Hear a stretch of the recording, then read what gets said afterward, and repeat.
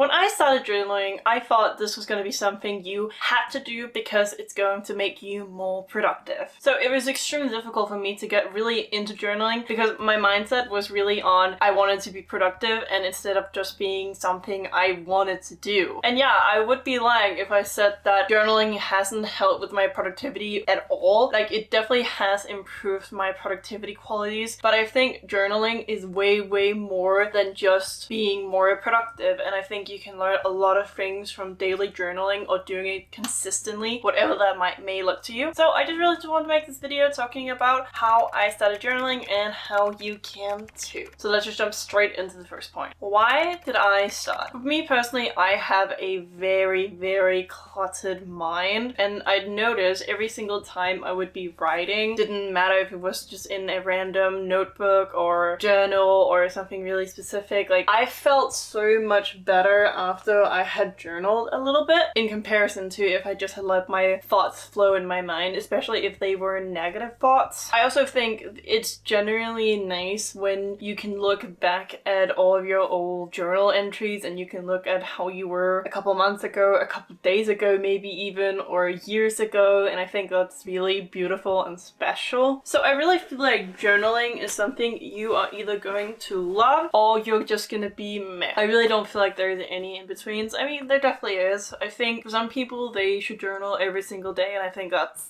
has the most benefits from it, and in comparison to some people that maybe only journal once a month. It just really depends. I just generally enjoy getting my thoughts on a piece of paper or on an app. It really depends on who you are. I use different journals for different things. So for example, if I have a lot of negative thought patterns and I just don't want to sit there with a notebook and write it down because it's gonna take too long, I will much prefer just having a digital journal instead to do those things. But generally when it comes to any form of journaling that's more casual and chill, it doesn't have to be positive things. I like a physical notebook for that. And of course with journaling, there is way more to journaling than just writing down your thoughts and feelings. You can manifest, you can script, you can write down things you're grateful for. There is so many possibilities with journaling. So don't feel like it's like a form of diary, but more adulty, because you can do a ton of things when it comes to journaling. That's one of the reasons why I love to journal. You don't need a fancy journal to get started. Any notebook will do the job. I think with every single part of our lives where we want to start on something new, we think we have to have everything before we get started. Like when we want to start going to the gym, we feel like we need to have a whole set of workout clothes and we need all the equipment and we need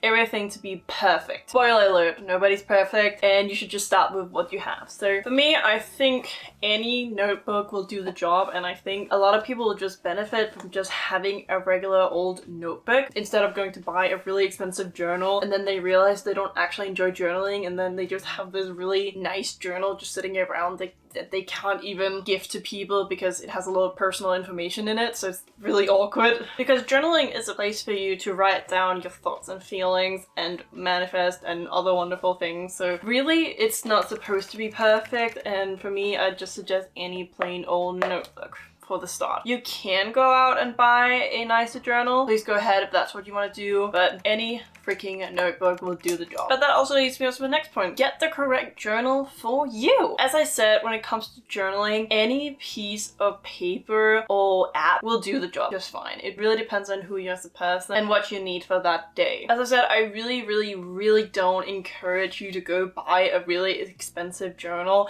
just because you saw some productivity YouTuber be like, you have to get this exact journal, you have to get this exact pen and whatever it is else. Like really don't need that to get started. But I also think it's really important to think about what you want in a journal. Do you want it to have dots? Do you want it to be lined? Do you want blank pages? Do you want it to have prompts already popped into the journal? Do you want to get one of those like 5-minute journals where it's literally just a couple lines for each prompt or whatever? Or do you want a more blank one where it's pretty much just dotted lines and you fill it out however you want? Do you want it to be extremely creative? Do you want washi tape? Do you want all these wonderful cute things? Like, you can make such a cute and aesthetic journal if that's what you decide to do. I am personally not at that stage yet, and I think if I tried starting out like that, I would have just quit journaling overall all because it would be too much work and stress for me. I think the only times I would recommend the creative things first, especially if you're not a creative person in general, I don't recommend doing that. Like, if you really want to do that, just Google on Pinterest like cute aesthetic, I don't know, journaling prompts, whatever it is. Maybe you want to track your sleep, maybe habits, maybe the month, like all these cute things you can definitely do. But again, it really depends on who you are as a person. You might hate the idea of buying a regular notebook and just writing down your thoughts and feelings. You want a really cute journal for each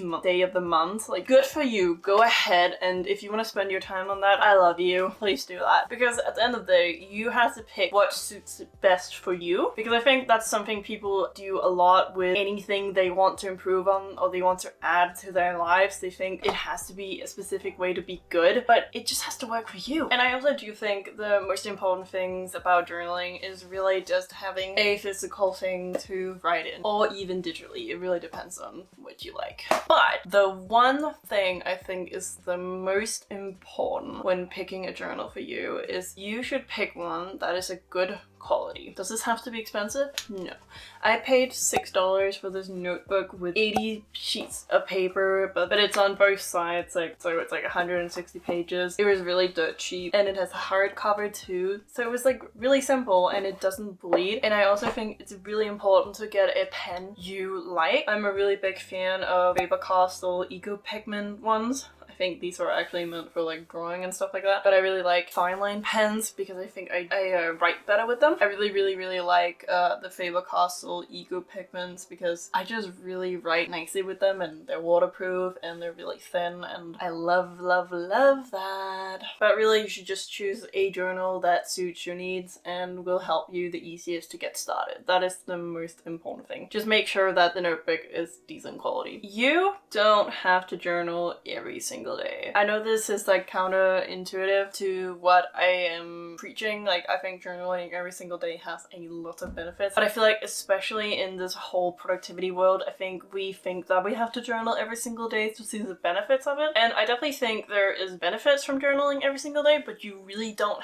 have to. But making it a consistent habit is really wonderful. It's kind of the same for me as reading. I don't read every single day, or I at least try and read every single day, but it really depends on how much I am reading every single day. The same with journaling. Like, I don't write 3 pages every single day. Sometimes I only write half a page, and then the other half is maybe for the evening. So the morning page is like half, and then the night page is only half, or whatever it is. Like, this depends on how I am feeling. Because really, journaling should be seen as a tool of something you want to do, and not something you have to do just because some fancy productivity YouTuber told you you should do it. It is really just because you enjoy journaling. I know this is similar to my last point, but the more you feel like you have to journal, the less you're going to journal. Obviously, this is not going to apply for everybody. Some people need that, like they have to do this thing to be able to make it a consistent habit, but I generally don't think it's healthy when you feel like you have to do something just because of some reason. In this whole world of wanting to be productive and wanting to do a bunch of productivity things throughout your entire day, like getting enough sleep, reading, journaling, meditating, all these really great things, like the more I feel like it's a thing I do because this is productive, I need to do this, I am much less likely to do those things in compared to if I tell myself I'm doing this because I enjoy it and I'm getting something good out of it. Doesn't really matter what it is, but I'm getting a positive thing out of this. I really like mentioning the gym because I think the gym is a wonderful example for this, because when I first started working out, it obviously has a lot of productive benefits, and I do become more productive when I consistently work out, but that is not my main factor to being productive. I am more focused on getting stronger, getting healthier, and I feel really good after a workout. Same goes for journaling. I am not journaling just because it's a productive thing for me to do. It is because I generally feel good when I journal. And that's also why I don't put any restrictions or have to do things a certain way. I allow myself to be not perfect, and that's really challenging for a perfectionist, but it really helps when I'm not trying to be perfect. Do I think you can make make an adorable little cute journal, absolutely, go ahead. You want your writing to be really pretty and cute? Yes, you can do that as well, but don't make that stop you from writing. Generally, the more you journal for as a want instead of a have to, the more you are going to enjoy journaling. And this leads me on to my next point. Don't worry about being perfect. Nobody's perfect and neither is your journaling.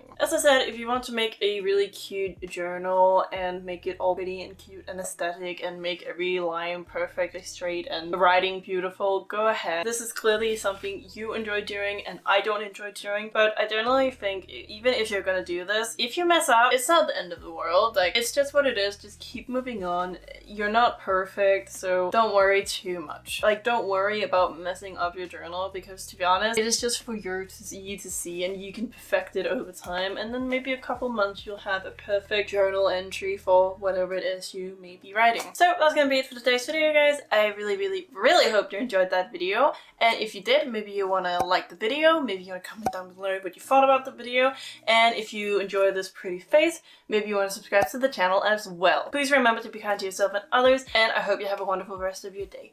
Bye!